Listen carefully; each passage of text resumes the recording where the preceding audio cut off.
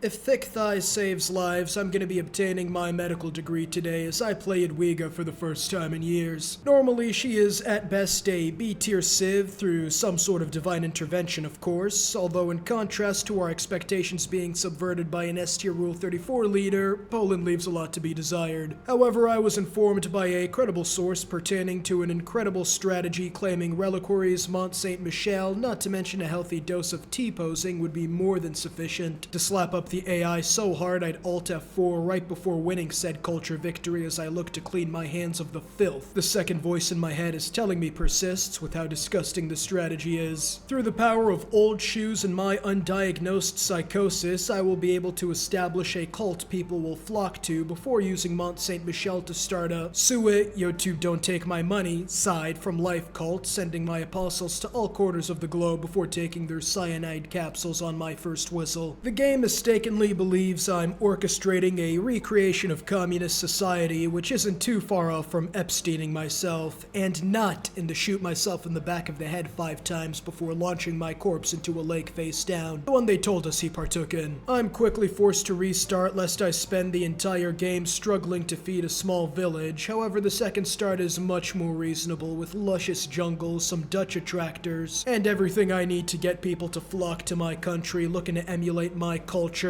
or make me their bottom bitch for a rare spice. Although, considering Poland's storied history, I believe we should set up a few border guards to check for incoming weapons. Also no German. Holy sites provide an extra dose of adjacency, making perfect sense as praying was Poland's most effective defensive tool throughout most of history. That and NATO. Although, to be fair, after 8 hours of work at an industrial zone, who wouldn't bite at the opportunity to travel next door and press E to praise those thighs? Everybody gets a stimulus package in the mail for every relic we have subsidized. Winged Tazars are fairly impractical in a tug-of-war, but are prime violators in the art of genocide. And Sukiances act as illicit dihydrotestosteronic steroids for my trade routes. Deity, mods, all the normal stuff. Pause and attempt to catch me cheating on your own time. Let's see if someone whose IQ can be measured by the minute section of a clock is enough to get people to listen to my Polish music and wear my Harley Quinn cosplay. I start with astrology lest I want to open the great people screen and find that I can't secure a great profit anymore because this world has reached its religious capacity. Then archery, science, worker techs. Civic-wise is a little more interesting as my tactical strategy requires an early monarchy for Saint Michel, proceed to make Iran look like a bastion of religious tolerance, and get the wonder you'll need to risk getting stabbed for if you want to visit IRL. Cracktown perhaps won't secure the spices as I first have to determine if the Dutch are or not included as a playable nation today, and second, to add an extra layer of defensive terrain in case I forget to turn off the Soviet Union mod again. That or Sid Meier himself if he decides to launch a tactical battle grouping to hack into my PC playing whoever to make my game as hard as it usually is. It explains the barbarians, it is not a conspiracy theory. 2 early city-states, but despite the envoys, I am let down as none of them are faith. Fantastic. Although, to be fair, the pantheon I require isn't exactly in high demand most games, so the game is far from lost. I find my first op, French Eleanor, which may prove to be difficult, as if Germany shows up, he's about to have a field day throwing us over his knee and giving himself a slap fight mixtape. My primary objective is to secure a tribal village and get Kermit the Frog to invite me to the next Void Singers Invitational. I find 2 and get Void in neither of them as I'm starting to sweat, knees weak, arms spaghetti, but the third one gets evil Kermit to come, inviting me personally to the cultist initiative, as well as securing a builder, allowing me to plunder my natural resources when I get my tech, saving quite the amount in production. Poland has a wild card, not a military policy slot, so I can slot in both God King and urban planning, locking in the holy site, hoping to get a profit before anyone else. As Eleanor, seeing my religious endeavors, tries to distract me by having me try to figure out whatever the fuck troubadours are. No one is trying to get a religion. It would be a damn shame if everyone neglected the religious game, not giving my apostles appropriate targets to start hitting themselves again. God damn it. We have T-2 minutes before Trajan looks at me with confusion and fury as to why I haven't gobbled up every piece of land available in the first 10 turns. Also invade me right after, before repeating the process. I can't settle if you keep taking my cities for yourself. I try plotting my cities in advance, hoping in vain to stop him from denouncing me for not not cheating like the other player. There it is. I peruse the Pantheon menu to see if religious settlements has been taken, just to see if the game wants to mock me, however it isn't. Seems Sid Meier is too busy making Civ 7 to ruin my mood today. I select Divine Spark to secure the religion since Poland doesn't actually have a way to get one, no bonus or anything like Dill for Aladdin's Ops. Australia arrives from the west in a button-down suit and tie, I presume before even humans have figured out what agriculture was, before painstakingly withholding the urge to launch myself onto oncoming traffic, trying to get the best bang for my diplomatic buck because the AI wants to witness what my limit is, giving me enough to nearly buy a settler and get Tarja's tits. A glorious day indeed. But before I can hold my sausage hostage, I purchase the settler, wondering whether they're canonically human trafficking victims, but tabling the thought. As well, we have some good land. We are dealt with the unenvious reality of being hemmed in by two major powers known for utilizing their neighbors as dental floss historically. Add in Poland's history to the cocktail and I'll probably have no more than 6 cities and 50 troops along both my borders in the next 50 turns. I get colonization, plugging it in as I locate a perfect industrial zone triangle set up while Gitarja pats me on the back for not settling on the coast. What the fuck is a coach? She thanks me by sending both the black and red pills, which will prove useful in case I need to roleplay an incel next video. As I was looking to determine if I get the first pick in religion or not, I can conclude my flabbers have been thoroughly gasted that no one has founded a religion yet. Right before, my heart drops along with the contents in my bowels as Trajan appears with the settler, and while I could attempt to stop it, it would come with the side effect of having more than the Earth's current population and units arriving to fight for their emperor. Unfortunately, the abuse refuses to cease as I get spit roasted by Eleanor right after, who has the audacity to come at me next turn furious. My cities on her border don't have enough people to spy on. Oh, my sincerest apologies. I should have brought over my entire empire to witness you fucking me in the ass, you freaky bitch. But not even her trying to cuck me afterwards of another city is enough to ruin my jovial mood as I secure a religion which is What? Third? I just checked 2 turns ago and no one had one. Not even a great profit point while I was in the lead. Did 2 people build Stonehenge? I'm so confused.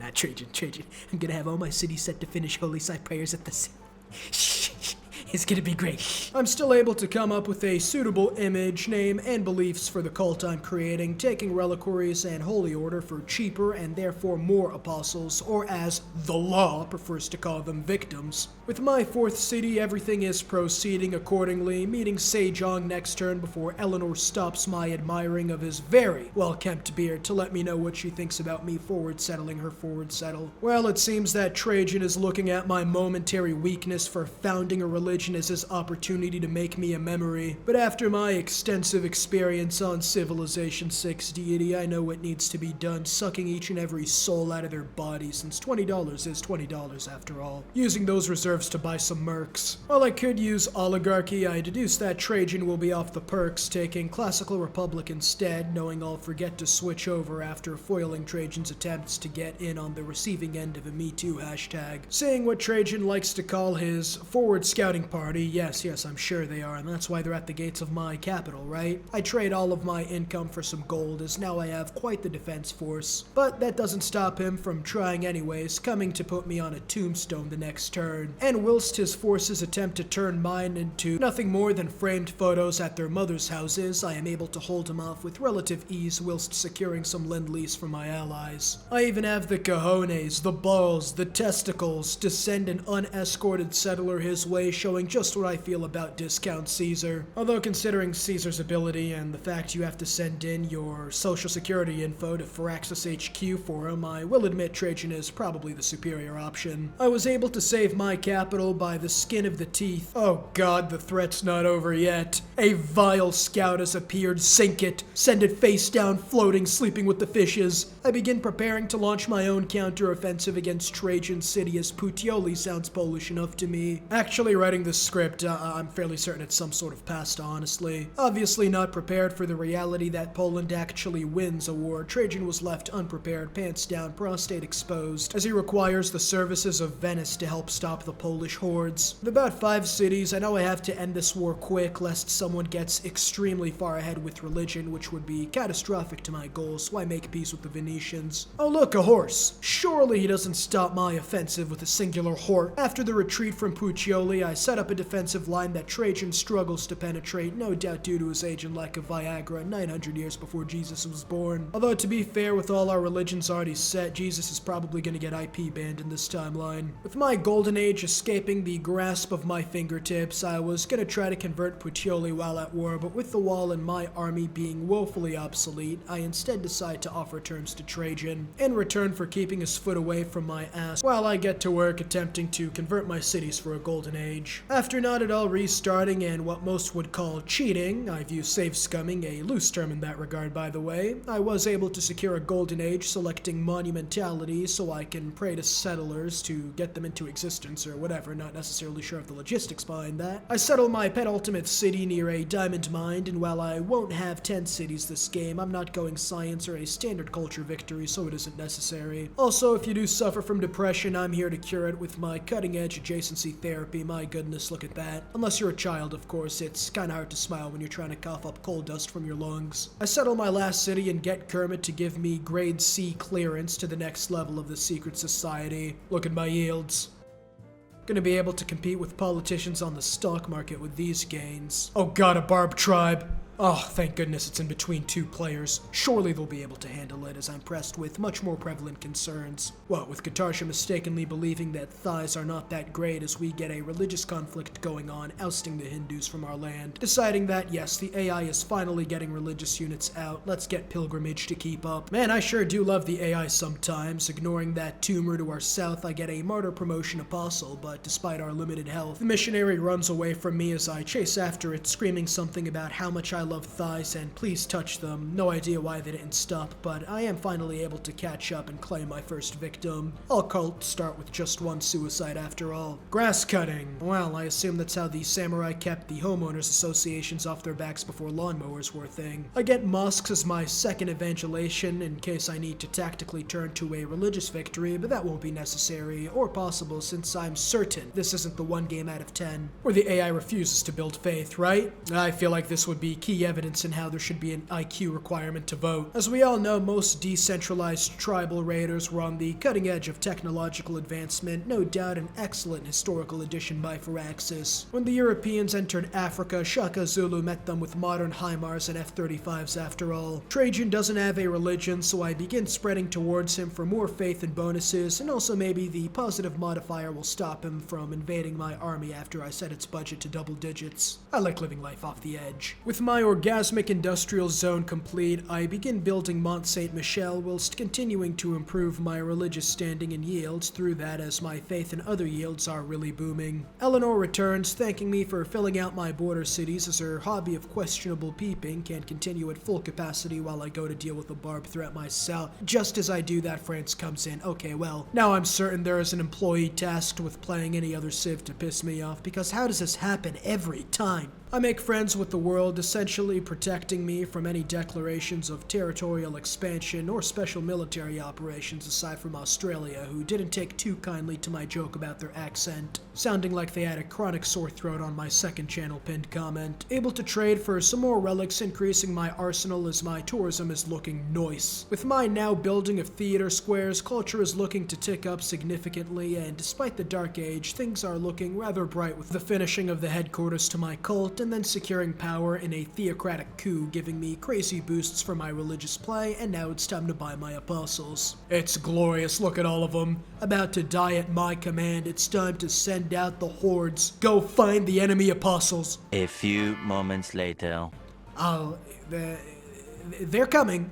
3 hours later. They're right behind the corner, I'm sure. The enemy is preparing a massive column as we speak. They're just holding back. 3 days later. They're just stockpiling faith to kill us all at once. Makes things easier to burn the bodies in one giant bonfire. So much later that the old narrator got tired of waiting and they had to hire a new one. Just my luck. Unfortunately, my suicide cult cannot take off as no one else knows what a war of religion is, and we're secularized, and let's ruin this guy's video, haha, so I just continue until I win a religious victory, which Trajan attempted to stop, but I was at the end of my rope that keeps me from the end of a rope, so I just traded all my cities to Korea, securing a religious victory, which, yeah, a little underwhelming, but I was making 24 tourism a relic, so next time, I'll just add in Gandhi and Byzantium, or you can add Gandhi or Byzantium. Fireworks will be much more impressive. Let me know any other ideas you might have, and as always, leave a like and subscribe to not miss out on future internal suffering, and I'll see you all next time. Peace.